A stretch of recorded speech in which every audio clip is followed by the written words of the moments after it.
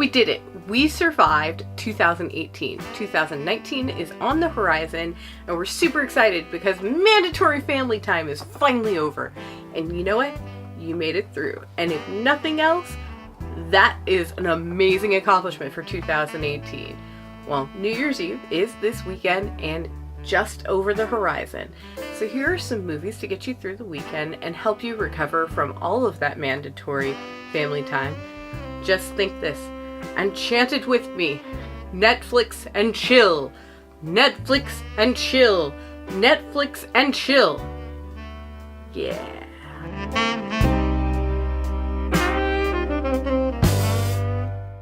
For New Year's Eve, it's always nice if you're sitting home to have something to do. If you're just, sitting on the couch and waiting for that ball to drop. You need movies to watch.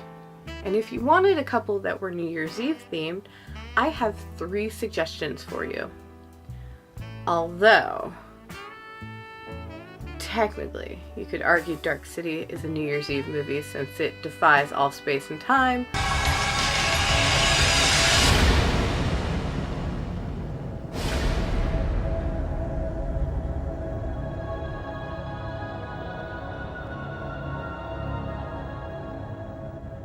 But maybe I'll talk about Dark City at a different time. 1989, the year the Berlin Wall came down, also saw the release of the much anticipated sequel to Ghostbusters. Ghostbusters 2. Look who's here! There's something strange in the neighborhood. My dad says you guys are full of crap. And it don't look good. Who are you gonna call? Well, obviously another ghost, because, they did a sequel, and that means they didn't get them all in the last movie, so they're still ghosts. Ghostbusters 2 is an enjoyable, fun romp through New Year's Eve in New York City. If you've never been to it or watched the ball drop, you should do that after you watch this movie. It will give you a touch of the experience, and maybe a little better because you won't have to be around all those people. And it's cold. It's always cold. Don't let the skimpy dresses fool you, because it is always cold in New York City on New Year's Eve. Ghostbusters 2, written by Dan Aykroyd, Harold Ramis, and directed by Ivan Reitman, is the sequel to Ghostbusters 1. It takes place directly after the movie, and they have actually been partially prosecuted for the events of the first movie and are no longer able to investigate and remove ghosts because the general public doesn't believe that that's actually what they were doing. And the city of New York was like, you guys caused more damage than Godzilla. We can't have you doing that every week. So it's one of the few movies that actually acknowledges that and punitively fines them, which is sad. So you find 2 of the guys, Ernie Hudson and Dan Aykroyd, working children's parties, and Egon is working in a lab doing behavioral studies, and Venkman is a slimy paranormal talk show host. And it's one of the funniest moments of the movie is him, the world is going to end. The world is going to end on Valentine's Day. Bummer. It's got some great moments in it. Everybody kind of has an opinion about this movie. You either love it or hate it. I enjoyed it. It really did feel like a sequel to Ghostbusters, and it addresses a lot of the issues in the first movie and sort of fixes them and set up for a third movie which never happened. It's called Evolution. New Year's Eve 1990. An alien told me in the Paramus Holiday Inn that the world was gonna end. No, okay, sorry. The world might end, we don't know. There is this mood slime that is filling up abandoned subways and the sewer system of New York City, It's kind of a chud situation going on. And people start, reporting an increase of paranormal activity. And the city is like, no, you still can't investigate ghosts. We don't care what happens. No, no, no. So they do it anyway. And then we get to catch up with some of the other characters that were played by Sigourney Weaver and Rick Moranis and Annie Potts and see what they're doing with their lives. And Sigourney Weaver's character has had a baby, so you get to meet this adorable little baby. And he becomes kind of a focal character. We find out that Sigourney Weaver's character is restoring paintings for the New York Metropolitan Art Museum. Dream job, freaking A. That would be so much fun. And you find out that, Rick Moranis' character is still doing taxes. That's what he does. Yeah, makes him happy. Numbers. An ancient, cursed sorcerer, Beagle the Carpathian,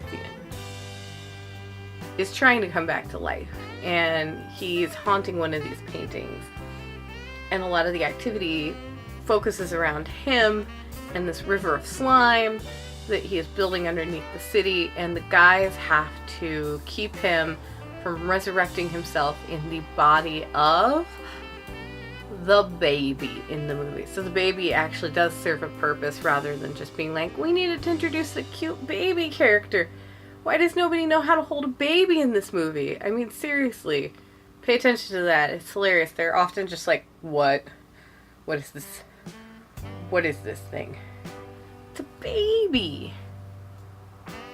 So the finale of the movie takes place on New Year's Eve, and you get a little bit of weeping angel, living Statue of Liberty action going on, courtesy of the mood slime, which can animate objects.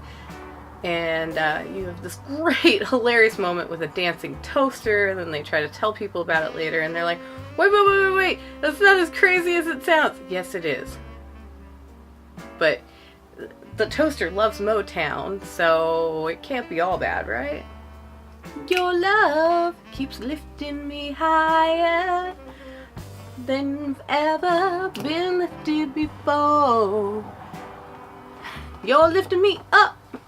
Your love keeps lifting me.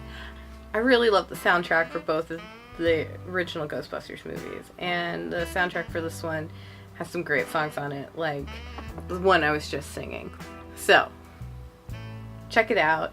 It's a good family-friendly movie, and it has some really fabulous New York humor in it.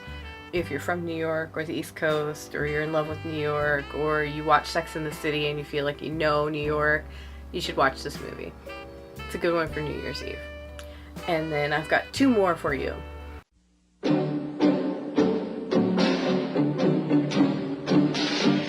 Oh, Sydney, this is our first date together. Oh, B, you know how I feel about you. We interrupt this program to bring you a special news bulletin. The landing of hundreds of unidentified spacecraft has now been officially confirmed as a full-scale invasion of the Earth by Martians. Now, I love old radio stories, and I know a million of them. I've collected them down through the years, like a hobby. Anecdotes and gossip and inside stories about the stars. Plus, I recall so many personal experiences from when I grew up and listened to one show after another. I've got Radio Days, which stars Seth Green as a child. He's adorable. The movie is narrated throughout the entire thing. It's a kid telling the story of his childhood through his obsession, which were radio plays. And it's really cool because much like kids are obsessed with video games and YouTube and Netflix series today, back then it was all radio shows, and parents, they weren't having it. They disapproved of it just as much. You had characters like the Shadow and Little Orphan Annie who got kidnapped constantly. Lots of great, just random radio plays and society shows, news shows, everything. They put all the games on the radio. And kids just, they would listen to hours of radio and people would be like, your brain's gonna turn to mud if you just keep sitting in front of the radio. Does that sound familiar? Your brain's gonna turn to mud if you just keep staring at your phone. Yeah, it's tradition. And you can kind of say it's a holiday tradition. But this movie, he intersperses stories about Sally White, who was a radio character growing up. And Sally White is really funny. She's played by Mia Farrow. And she's just kind of like, she starts out as like a cigarette girl and she gets into some trouble and then has a run-in with the mob, but the mob feels so bad for her, they help get her a part on a radio show, and then she starts taking elocution lessons. Hark! Do I hear the cannons roar? Is it the king approaching? And she has to say this over and over and over again. And eventually she becomes Sally White. And she has a show called Sally White and the Great White Way. And she has this really refined voice and she becomes a really big radio star. And the movie ends with New Year's Eve. So, if you have a moment, definitely watch this. Also, Wallace Shawn is in this. He plays the Masked Avenger. And Wallace Shawn you may know from a little movie. It's kind of an indie flick that people love called The Princess Bride. He plays Vicini. And he is a major character in this as it goes through. And just watch it, pretty much. The people in this, Julie Kavner is in it. Julie Kavner is the voice of Marge Simpson. His aunt, whose name is just B in this, is played by Diane West, who you may know as the mom from Lost Boys. Yes, so this movie has a little bit of everything, but mostly it has a whole lot of adorable tiny little Seth Green running around in New York City in the 1940s. And there's a great line about 1944 and how they hope that 1944 will be a good year. And so 2019 is coming up. I'm hoping 2019 will be a great year. But I've got one more movie for you. This is my favorite New Year's Eve movie. It's called Strange Days. Have you ever jacked in? Have you ever wired tripped? You ready?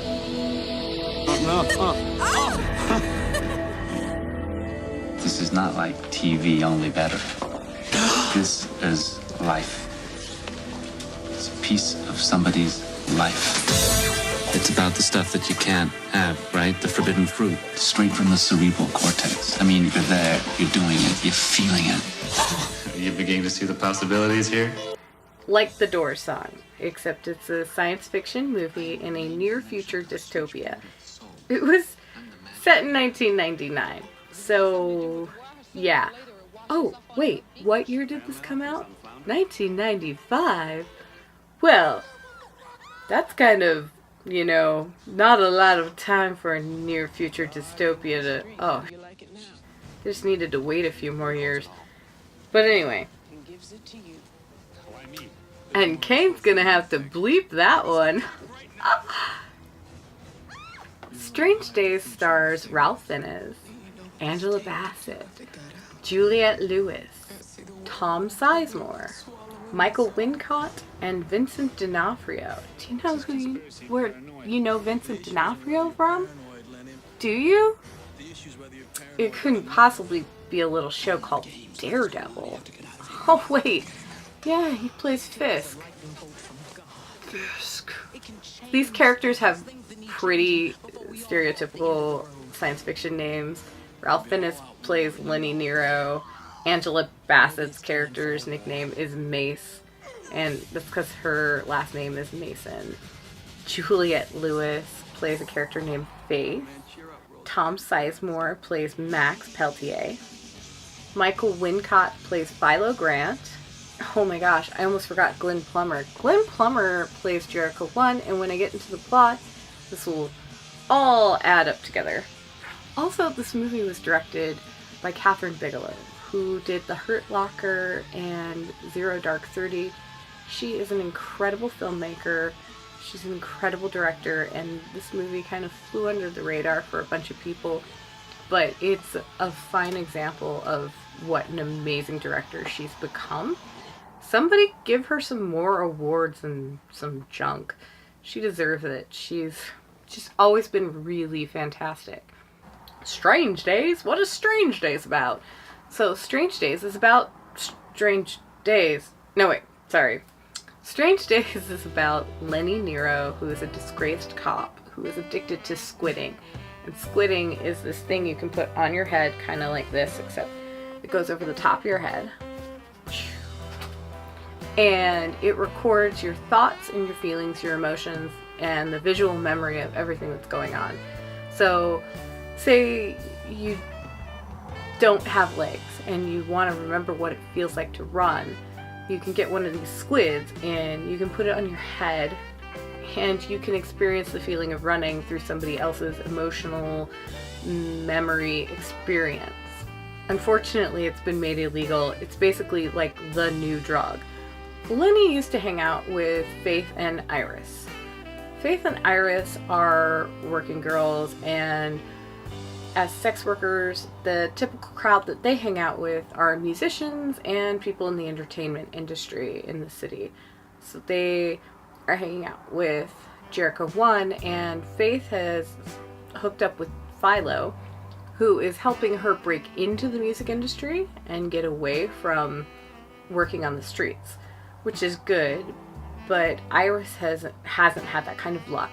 And unfortunately, the major plot point of this movie is that Iris, while wearing a squid, recording everything, witnesses the police execution of Jericho 1, who is a controversial rapper in this near future dystopian society. And this movie is very relevant because it's taped, it's on tape, and the cops literally execute him for no reason. And there's no question about it. So Iris runs off and tries to get help. There is a subplot. There is a serial killer running around, and somebody is making snuff tapes for the squids. And that is not okay. And so the main character, Lenny, has to avoid and figure out who the serial killer is who's killing people that he knows. And they also need to find Iris and get her tapes to somebody that can help with the murder of Jericho 1. So where does Angela Bassett come in? Angela Bassett is Lenny's best friend. And also, like, the last person who will talk to him because he is totally addicted to squidding. And she is a professional bodyguard and limo driver and works for a lot of the same people that Faith does, except on a different end. And so she's a really, really amazing character, super strong, single mother. It just, everything about her is strong and amazing. Angela Bassett, you should have been Storm. This is the movie that should have gotten you the part for Storm. Hollywood, why do you keep failing me? Anyway, so Angela Bassett believes him and watches the tape and realizes they really do have to get the Jericho 1 tape to somebody. And so they work together to, one, save Faith from the serial killer, catch the serial killer, and also to get the tape to an official who can actually help crack down on these crooked cops. And Mr. D'Onofrio, Mr. Fisk, is one of those cops. And the cops are chasing them. Everybody is chasing them. And like I said, the movie takes place on New Year's Eve. And it culminates in a New Year's Eve situation. So it's a good one to watch. Also, wow, if you've never watched this movie, it is one of those mid-90s movies that has just amazing, beautifully crafted soundtrack.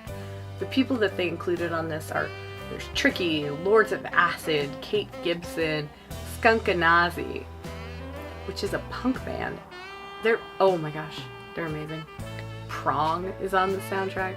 There is a ton of tracks. There's a Phil Collins track on there, and I have this still on rotation all the time.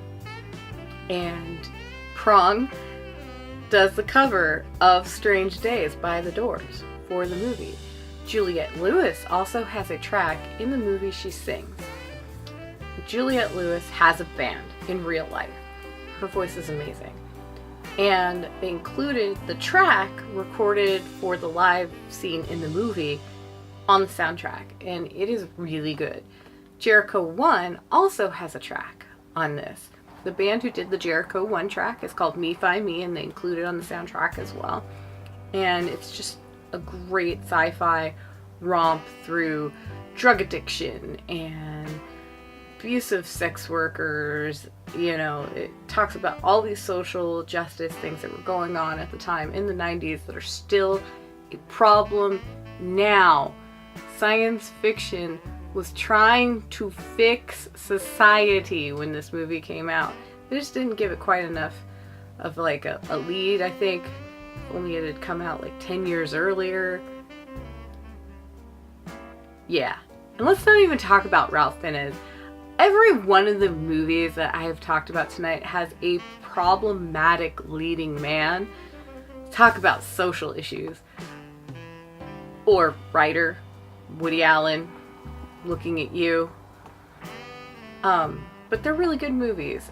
So, now that you have movies to watch, and you have a way to ignore your family for a little bit, happy 2019. I hope you have a wonderful holiday and a wonderful new year.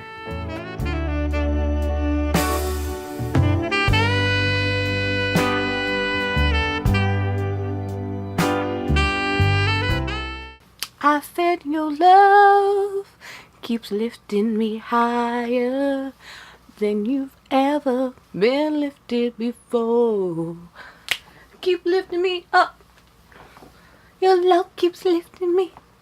Love keeps lifting me. Lifting me higher and higher.